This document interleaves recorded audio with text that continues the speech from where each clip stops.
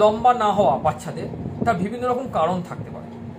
যেমন এক হচ্ছে জিনগত কারণ থাকতে পারে। সেটা জিনগত কারণটা বাবা মা বা তার পরিবারের লোকজন যদি অনেক আগে থেকে সেখানে ছোট থাকে বা যাকে আমরা উচ্চতা কম বলি, সেক্ষেত্রে একটা প্রবলেম সৃষ্টি হতে পারে যে জিনগতভাবে বা পারিবারিক কারণে তার উচ্চতা লম্বা হতে পারে না, এটা একটা ব্যাপার হতে পারে।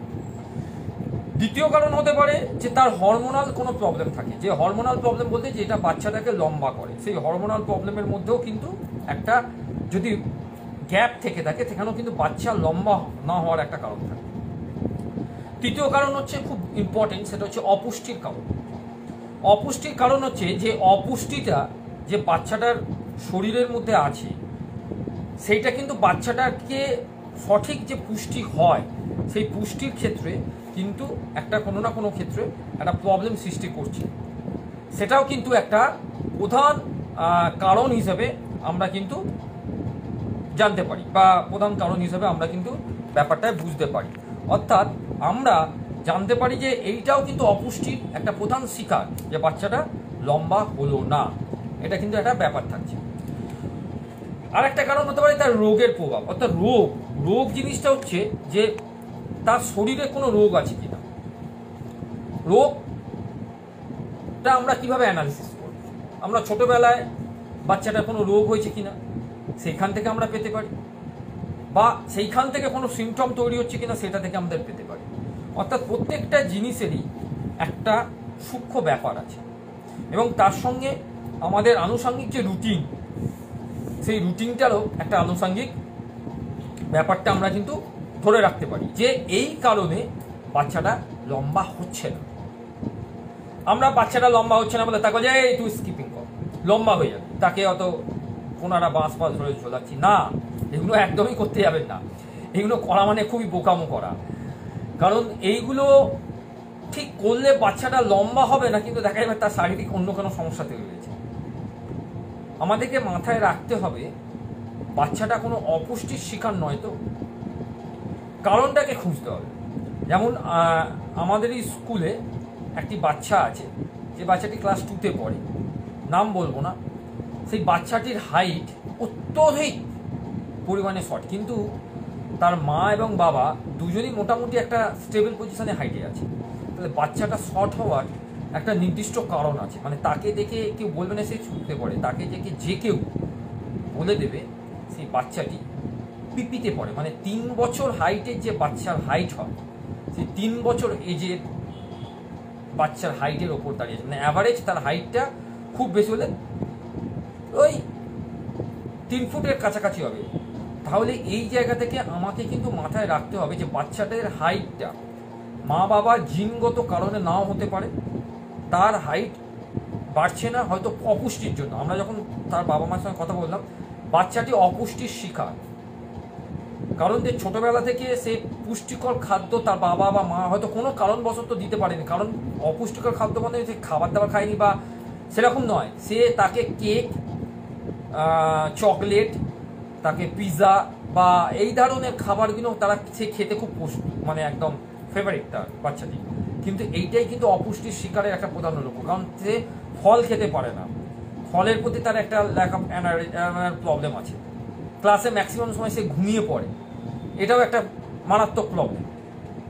কারণ শরীরের মধ্যে যদি সঠিক পরিমাণে খাবার দাবারটা না যায়, পুষ্টিকর খাবার দাবার না যায়, শরীরে এনার্জিটা থাকবে না।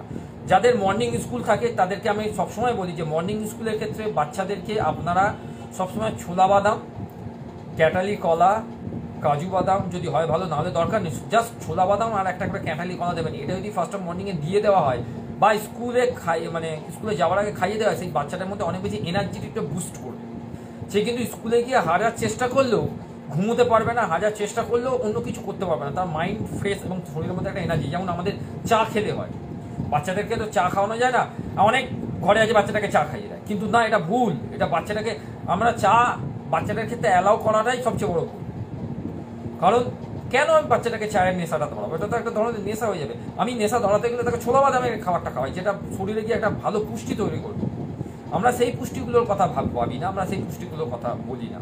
আমরা আনুষঙ্গিক বিভিন্ন রকম পুষ্টির কথা বলি, যার ফলে বাচ্চাটার উচ্চতা বলুন বা হাইট বলুন সেখানে একটা সমস্যা, ভিটামিনের একটা সমস্যা, ভিটামিন বি যেটাকে বলি বা ভিটামিন সি এর একটা সমস্যা হতে পারে ভিটামিনের কারণে। অপুষ্টিকরণ মধ্যে ভিটামিনের ম্যাক্সিমামটাই কারণ থাকে, যে যেখানে বাচ্চাটা হাইটটাকে হয়তো কোনো কারণবশত ব্লক করছে, সেটা আরও বেশি বলতে পারবে যারা ডাক্তার আছে বা যারা এই ধরনের আরও বেশি কাজের সঙ্গে সবসময় রিসার্চ করছে। আমি জাস্ট উপর থেকে আপনাদের একটা গাইড করে দিতে পারি, আমি পুরোটা ডিটেলসে আপনাদের ঢুকতে পারবো না, কিন্তু যে রুট ম্যাপটা আপনাদেরকে দিয়ে দিচ্ছি সেই রুট ম্যাপে প্রথমেই আপনারা বাচ্চাটাকে ভালো একটা চাইল্ড স্পেশালিস্টকে দেখে যে বাচ্চাটার হাইটটা হচ্ছে না, হয়তো অনেক সময় চাইল্ড স্পেশালিস্ট ভাবে যে হাইট হচ্ছে না বলে তা আপনার কি বাচ্চা সুস্থ নয়, আপনার বাচ্চা তো সুস্থ আছে, সেটা কিন্তু ফ্যাক্টর নয়। ফ্যাক্টরটা হচ্ছে আপনি তখনই বলতে পারবেন যে ডাক্তারবাবু সুস্থ কথাটা বলছি না, হাইটটা হচ্ছে না, এর পিছনে লজিকটা কি হতে পারে, অপুষ্টিকর খাবার কি না জিনগত কারণ, তখন হয়তো সে অত ভাবে। কারণ এখন অনেক ডাক্তার অনেক রকমভাবে কোনো কথাই বলতে চায় না, কারণ এক কথা থেকে আরেক মানে হয়, তাই জন্য অন্য কথার বলাটা খুব রিস্কি হয়ে যায় বিশেষ করে ডাক্তারদের ক্ষেত্রে। তাই তাকে যদি ফ্রিডম দেওয়া হয়, তাকে যদি ঠিকমতো কথা বলার সুযোগটা দেওয়া হয়, তাহলে কিন্তু সে ঠিকমতোই কথা বলবে এই ব্যাপারটা নিয়ে। অর্থাৎ আমাদের আশেপাশে ঘরে তো এরকম ধরনের অনেক বাচ্চা আছে, এই ব্যাপারটা আপনাদেরকে বোঝাতে পারলাম।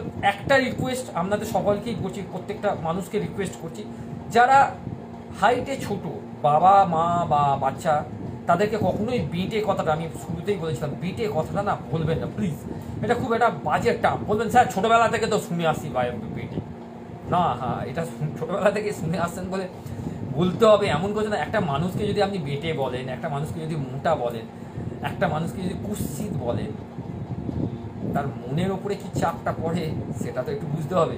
আলটিমেটলিভাবে আপনি যদি খুব দেখতে ভালো হয় তাহলে সেক্ষেত্রে, এবার ধরুন আমার কথাই যদি বলেন, আমাকে অনেকে 90% তো আমাকে বলে স্যার আপনার তো চুল নেই, আপনি ন্যাড়া, আপনার এখানটা টাক পড়ে গেছে। আমি খুব হেসে সেটাকে উত্তর দিই, আমি বলছি এটা তো একটা ভালো সাইন।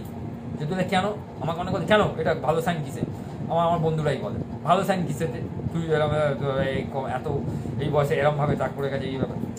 আমি বলছি বিদ্যাসাগরের তো টাক পড়ে গেছো, তাহলে টাকটা পড়েছিল বলে সে বিদ্যাসাগর হতে পেরেছে বল, তাহলে আমারও টাক পড়েছে, আমি একটা কিছু একটা হবো।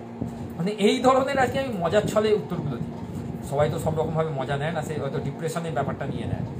সেই জন্য বলি যে এই ধরনের কথাগুলো না বলাই ভালো। একটা মানুষের চারিত্রিক বৈশিষ্ট্যটাই মেন, তার ওভারলুকটা সে কীরকম ব্যাপার হয় সেটা কিন্তু মেন নয়। অনেকে এই থেকে অনেক বেশি ডিপ্রেশনে চলে যায়। হয়তো অনেক মানুষ আছে তাদের হয়তো মুখশ্রীর এই সাইডটা হয়তো খুব খারাপ দেখতে, সে ডিপ্রেশন আছে, বিশেষ করে মেয়েদের ডিপ্রেশনে তারা ভোগে যে আমার বিয়ে হচ্ছে না, আমার মুখে এই সাইডটা বাজে, আমি কি বাজে। কিন্তু তার মধ্যে তো অনেক ইউনিক জিনিস থাকতে পারে, তাদেরকে এটা খেয়াল রাখবে, তার মধ্যে এমন কত ইউনিক আছে যেটা হয়তো অন্য কোনো মেয়ের মধ্যে নেই। সেইটার উপর যদি সে ফোকাস করে, তার থেকে ভালো কিছু হতে পারে না, তার চারিত্রিক বৈশিষ্ট্যটাই মেন হয়ে দাঁড়াবে। এটুকুনি বোঝাতে পারলাম আপনাদের। এবং এইটুকুনি বলতে পারি যে আমার লাইভ যখন আমি করছি প্রতিদিন, এই লাইভ থেকে আপনারা প্রতিদিন কিছু না কিছু নতুনত্ব কিছু শুনতে পাবেন, নতুনত্বর দিকেই আমি এগোবার চেষ্টা করবো। এবং যেখানে বাচ্চাদের মাইন্ডের লেভেলে অনেক কিছু জিনিস থাকবে যেগুলো হয়তো আপনাদের জানলে আপনাদের ভালো লাগবে এবং আপনাদের ভালো লাগার বিষয়টা থাকবে। এবং এখানে আমি কালকে যে লাইভটা করবো সেটা সম্বন্ধে আমি একদম শেষে বলবো। তার আগে এটুকুনি বলি যে আজকে সাম আপ যদি করতে হয় একদম বাচ্চাদের উচ্চতা লম্বা না হওয়ার কারণ, প্রথম হচ্ছে 1 নম্বর হচ্ছে জিনগত কারণ, 2 নম্বর হচ্ছে অপুষ্টির শিকার, 3 নম্বর হচ্ছে তার কোনো কারণবশত ঘুমের কোনো প্রবলেম থাকতে পারে, 4 নম্বর হচ্ছে তার শারীরিক কোনো হয়তো ইস্যু থাকতে পারে, সেটা হয়তো অন্য কোনো ক্ষেত্রে ব্যাপারটা হতে পারে, অভাব হতে পারে। তাহলে এইগুলো থেকে রিমিডিয়াল কি আছে, এর রিমিডিয়ালটা কি হচ্ছে, তার রিমিডিয়াল হচ্ছে আপনি সরাসরি ডাক্তারবাবুদের কাছে পরামর্শ নিতে পারেন প্রথমত। দ্বিতীয় হচ্ছে খাবারের তালিকা একটুখানি আপনারা চেঞ্জ করতে পারেন। আর একটা কাজ করতে পারেন যে খাবারের তালিকার সঙ্গে আপনারা একটা রুটিনকে মাফিক আপনারা কাজ করতে পারেন, তাহলে বাচ্চাটার এই ব্যাপারটা অনেক বেশি কংক্রিট হয়ে যাবে, যে বাচ্চাদের হাইটটা কিন্তু ওই লেভেল থেকে বাড়বে। এবং অবশ্যই যারা মায়েরা আছে, বাবারা হয়তো অনেক সময় পায় না, মায়েদেরকে বলবো যে বাচ্চাদের ভিটামিনের জায়গাটাকে একটুখানি ঠিক রাখতে হবে। মানে ভিটামিন যে খাবারগুলোতে ভিটামিন সি বা ভিটামিন জাতীয় খাবার